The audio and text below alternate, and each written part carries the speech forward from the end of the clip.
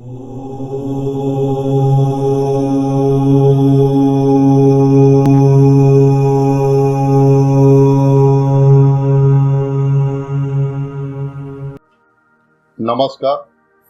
कुंडली परिचय में आपका स्वागत है।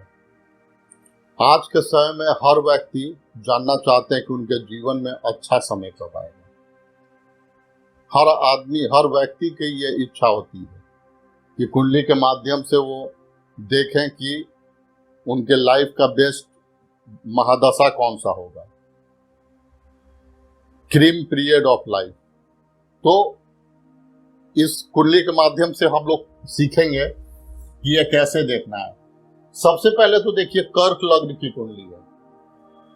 कर्क लग्न में कारक मंगल होता है, क्योंकि त्रिकोण और केंद्र का मालिक है। ये बात मैंने पहले भी बताया है कि मंगल इसमें सबसे कारक ग्रह होता है, क्योंकि त्रिकोण और केंद्र का मालिक है। दूसरा कारक ग्रह इसमें बृहस्पति होता है, क्योंकि बृहस्पति छठे घर का मालिक है, लेकिन भाग्य का स्थान का मालिक होने के वजह से ये कारक ग्रह हो जाता है।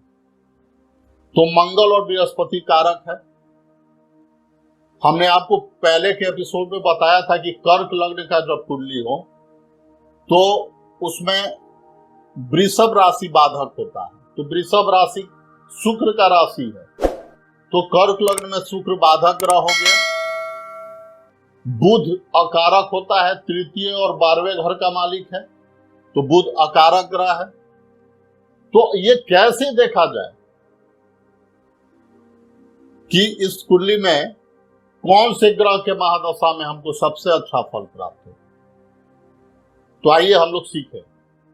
ये ग्रह और उसका मूलांश है, इसको हम लोग पहले नोट कर ले, या इस नोट करके इसको दिमाग में हमेशा रखें कि सूर्य का 7 नंबर, चंद्रमा का 3 नंबर मूलांश होगा, मंगल का 10, बुध का 6, बृहस्पति का 9, शुक्र का 5, शनि का 1, राहु केतु का 0।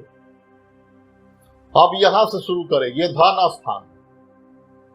अच्छा समय में लोग आर्थिक उन्नति सबसे पहले चाहते हैं कि उनको पैसे की दिक्कत ना हो, तो हम लोग यहां से लेकर शुरू करेंगे। धन स्थान का मालिक है, तो दूसरे घर का लग्न, ध्यान से देखिएगा, दूसरा लग्न, चौथा, 9वां और 11वां घर। दूसरा लग्न, चौथा, 9वां और 11वां घर। इन घरों में जो जो नंबरिंग है, 5 नंबर है, 5 नंबर है, फिर 4 नंबर है, फिर 7 नंबर है, फिर 12 है, फिर 2 है। देखिए, 5 number, 4 number, 7 number, 12, 2। 5 number, 4 number, 7 number, 12, 2। इस घर के मालिक को दूसरे घर धन स्थान का मालिक, लग्न, सुख भाव का मालिक, भाग्य और आय, तो इनको जोड़ना है। 5 + 4, 4 + 7, 7 + 12, 12 + 2, तो ये आ जाएगा 30। आप जोड़िए इसको, तो ये 30 आ जाएगा। तो आप अपने कुंडली में यहां जो नंबरिंग हो उस हिसाब से देखिएगा। ये फॉर्मूला है। आप अपने कुंडली में जो नंबरिंग हुआ, मैं ये एग्जाम्पल के लिए कर्क लग्न का कुंडली लिया, लेकिन आपके कुंडली में जो नंबर हो उस नंबर से लेके चलिएगा। दूसरे घर का मालिक लग्न, चौथे, 9वें और 11वें घर का मालिक, 30 आया। अब देखिएगा कि उस घर में कौन सा ग्रह बैठा हुआ है।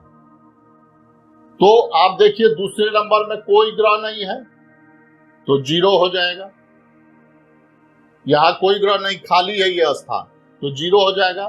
दूसरे में शनि है, तो शनि का 1 नंबर है, शनि का मूलांश 1 नंबर होगा, तो 1 हुआ। 0 + 1। फिर देखिएगा, चौथा घर खाली है, तो 0। 9वें घर में केतु है, केतु का मैंने मूलांश बताया था कि 0 होगा, तो 0। फिर शुक्र और गुरु, शुक्र गुरु, तो देखिए कि गुरु का, बृहस्पति का 9 और शुक्र का 5, तो +9 + 5, ये समझिए इस बात को। यहाँ कौन कौन सा है आपके कुंडली में, जो ग्रह हैं उन्हीं का मूलांश लेना है। तो यहाँ खाली है तो 0, यहाँ शनि है 1 नंबर, यहाँ खाली है तो 0, केतु का 0, और यहाँ शुक्र और गुरु का 5 और 9, ठीक, उसको भी जोड़ लीजिए। तो 30 और ये मूलांश का जो जोड़ आएगा वो 15, तो 30 और 15 जोड़ के 45 हुआ। अब हाउस कितने हैं आप उसको निकाल के इसको जोड़िए, 30 और 15 आपका 45 आ रहा है। तो हाउस कितना है, तो 12, तो 45 को 12 से भाग दे देना। 12 से अगर 45 को आप भाग देते हैं तो आप देखिए 3 टाइम्स में 36 आ रहा है, 36, तो यहां शेष 9 बच जा रहा है। आप जो जोड़ आएगा आपका 30 + 15 45 को 12 से, चूंकि 12 हाउस है, भाग देंगे तो वो 36 और 9 बच जाएगा शेष। तो अब हम देखेंगे कि अब धन स्थान का मालिक कहां बैठा हुआ है। तो धन स्थान का मालिक कौन सा है, सूर्य। आपके कुंडली में कोई और हो सकता है, तो आप ये देखिए कि इस घर का मालिक कौन है, इसमें कितना नंबर है, किसी का 2, किसी का 4, किसी का 6, किसी का 7, कुछ भी हो सकता है। तो उस नंबर से आप देखिए कि उस घर का मालिक कौन होता है, स्वामी कौन होता है। तो यहाँ 5 इसका मालिक सूर्य है। तो सूर्य कहाँ बैठा हुआ है, 12वें घर में। अब यहां से जो शेष बचा है 9, अब यहां से 1 2 3 4 5 6 7 8 9, सूर्य जहां बैठा है वहां से 9 अगर गिनते हैं तो 1 2 3 4 5 6 7 8 9, ये कुंभ राशि में आ रहा है। कुंभ राशि का स्वामी कौन है, शनि।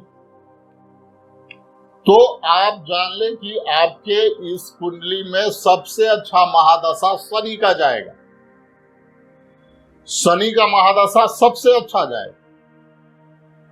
अब बहुत लोग कहेंगे कि कर्क लग्न है, शनि तो मार्केश होता है। ठीक है, मार्केश होके वो बैठा हुआ है लग्न पे, शारीरिक कष्ट देगा, लेकिन केंद्र का मालिक होके भी, शनि का 2 घर है, मकर और कुंभ, केंद्र का मालिक होके भी तो केंद्र में बैठा है। केंद्र का मालिक अगर केंद्र में बैठ जाए तो वो भी राजयोग है।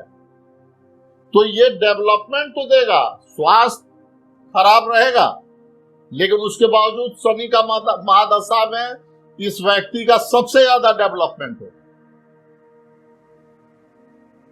लेकिन अगर वही शनि यहां वक्री अगर किसी के कुंडली में बैठ जाए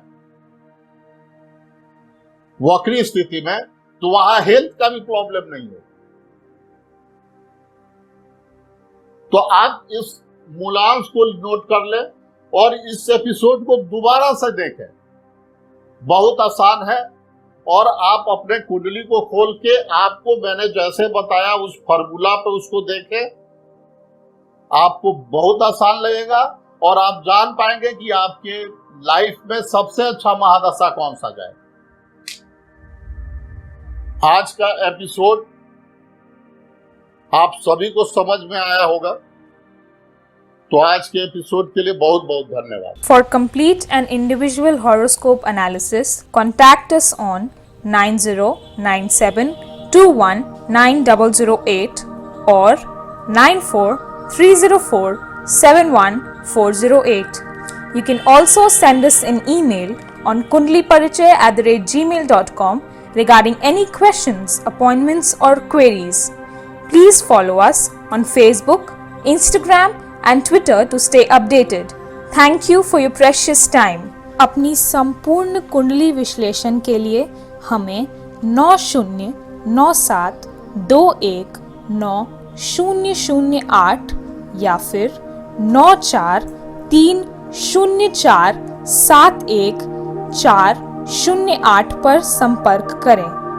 अपने किसी भी सवाल के लिए आप हमें kundliparichai@gmail.com पर ईमेल भी कर सकते हैं। हमारी सारी गतिविधियों से सूचित रहने के लिए कृपया हमें फेसबुक, इंस्टाग्राम और ट्विटर पर फॉलो करें। आपके बहुमूल्य समय के लिए बहुत बहुत धन्यवाद।